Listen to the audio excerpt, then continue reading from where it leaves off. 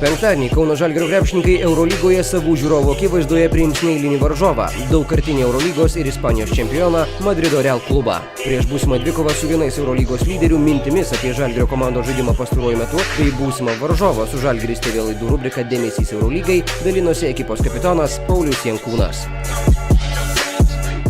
Tai Pauliau, po rungtynių Stambule treneris minėjo, kad komanda žaidė gerai puolime, tačiau nesiklijavo tą gynybą.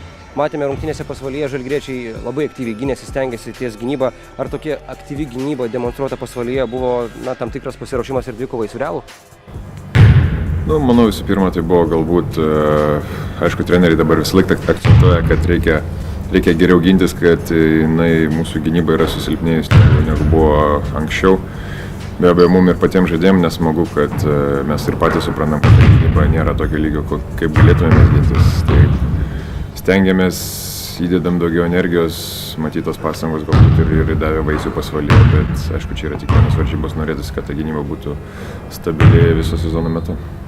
Na ir kitas varžovas Real komanda, su ja jau teko susidurti Madride. Kokį įspūdį tuomet paliko Realas? Ar įmanoma šitoj komandai rasti silpnesnių vietų?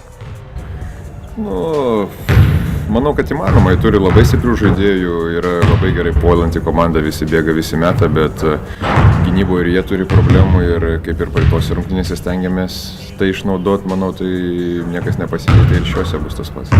Na, kartais ruošiant tą gynybinį planą tenka akcentuoti tam tikrą žaidėją. Real atrodo toks žvaigždynas, ar yra čia tų žaidėjų, kuriuos galima palikti laisvesnius, ar reikia ties visais gintis vienodai? Treneriai, kaip ir sako, kažką reikia aukoti, visų penkių, kai yra tokio lygio žaidėjo, neuždengs, vis tiek išrenka ir iš tos labai geros komandos kažkurio žaidėjus, kuriuos, sakykime taip, jeigu galima pavadinti, aukojam.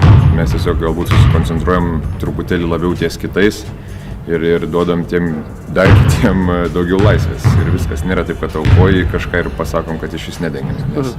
Nes tokiuose komandose dažniausiai visi žaidėjai gali pridaryti bėdų. Na, vienas iš tų žaidėjų, kuris pridarė bėdų Madride, tai buvo 17-metis Luka Dončičius.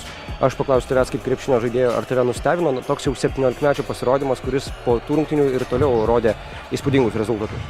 Jis ir pernai jau neblogai žaidė ir Jonas vasarą apie jį pasakojo, kad ir tikrai yra didžiulis talentas, taip kad jo žaidimo kreivė kyla į viršų ir jisai įrodinėja ne tik tai mūsų nuskriaudė ir kitas komandas, taip kad įrodinėja savo vertę ir tikrai yra didžiulė perspektyva.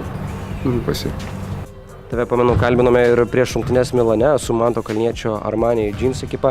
Minėjai, kad tada pergalės reik Žalgiriui labiau negu Mantui Kalniečiui. Tokia pataisyklė galios ir su Jono Mačiulio Madrido Realu?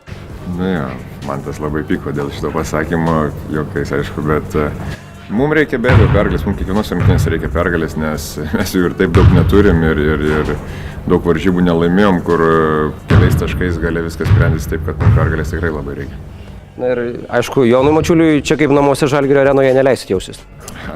Stengiamės visą laiką neleisti, bet jis yra geras žaidėjas ir tikrai reikės, kas įdengs visų pirma, po to kaip ir komanda tikrai reikia dėti daug pastangų, kad jį sustabdyti.